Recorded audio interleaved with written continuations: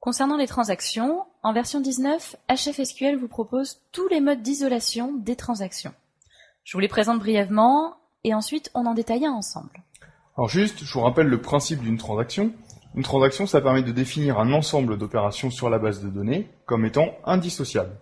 Ces opérations, soit on les fait toutes, soit on n'en fait aucune. Par exemple, une commande et ses lignes de commande. Voilà, donc ça c'est le principe de la transaction. Dans HFSQL, vous disposez des modes d'isolation des transactions read uncommitted, Ou lecture des données non validées, read committed, ou lecture des données validées, repeatable read ou transaction photographiée, et serialisable. ou lecture des données en série.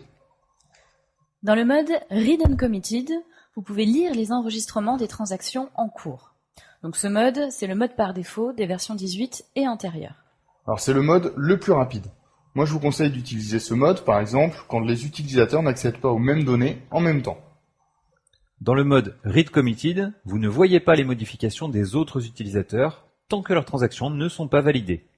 Alors ce mode, je vous le conseille quand vous avez besoin que la transaction se comporte comme une boîte noire. Par exemple, dans une appli bancaire, au moment d'un virement, on ne veut pas voir l'argent crédité sur un compte et pas encore débité sur l'autre. Il faut que les deux opérations tombent en même temps. Dans le mode Repeatable Read, vous ne voyez pas les modifications des autres, même si elles ont été validées, pendant tout le temps de votre transaction. Vous travaillez sur un snapshot, une photographie de la base. Et dans le mode serialisable, les transactions sont traitées comme si elles avaient été exécutées séquentiellement. Grâce à ces nouveaux modes d'isolation, HFSQL est à présent une base acide. Acide, c'est l'acronyme de atomique, cohérente, isolée et durable. Bref, vos données sont en sécurité. Alors ce qu'il faut bien comprendre, c'est que chaque application décide de son mode d'isolation, et que ce mode, il a une influence sur les données que l'application va lire, que vous soyez ou pas dans une transaction. Alors un détail à connaître, pour exploiter les transactions Repeatable Read, vous devez activer une option dans l'éditeur d'analyse. C'est ici, dans les propriétés d'un fichier, il suffit de cocher la case « Autoriser les transactions Repeatable Read ». Voilà, bon ça, c'est la théorie. Passons maintenant à la pratique. On va vous expliquer sur un exemple didactique les différences entre les modes Read Uncommitted et Read Committed. Pour ça, je vais utiliser deux applications. Ces applications, elles vont faire un accès multi-utilisateur sur la même base de données. La première application, la voici, c'est elle qui va faire les transactions. Et la deuxième application, la voilà, elle va nous permettre de voir l'influence du mode d'isolation. Ces applications, elles utilisent une base HFSQL et en particulier un fichier client. C'est le fichier de données qu'on va utiliser dans cet exemple.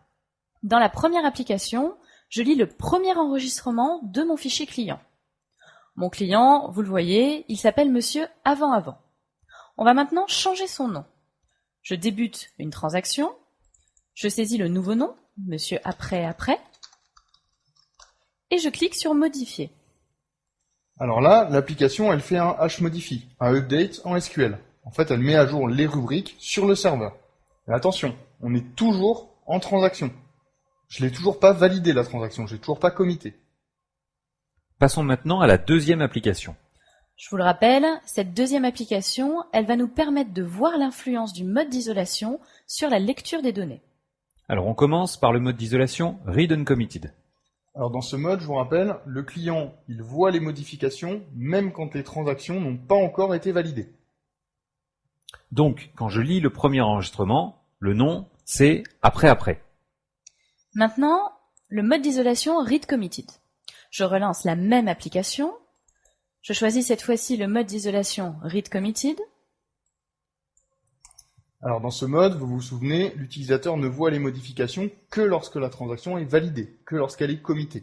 Donc si je clique sur lire, le prénom sera Monsieur Avant-Avant. Je lis la valeur initiale avant le début de la transaction. Maintenant, je valide la transaction. Et ensuite, je relis l'enregistrement dans les deux autres applications. Donc dans la première, évidemment, ça ne change pas. Dans la seconde, la transaction a maintenant été validée. L'application lit donc la nouvelle valeur, Monsieur Après-Après. Voilà, vous venez de voir un exemple de l'influence du mode d'isolation sur la lecture des données. Alors je vous rappelle, le mode par défaut utilisé par HFSQL, c'est Read Uncommitted. Et vous pouvez choisir le mode qui convient pour vos applications. Des applications performantes, rapides, avec une base de données fiable, c'est essentiel. HFSQL est toujours plus complet, toujours plus performant. Depuis plus de 20 ans, HFSQL est votre meilleur allié.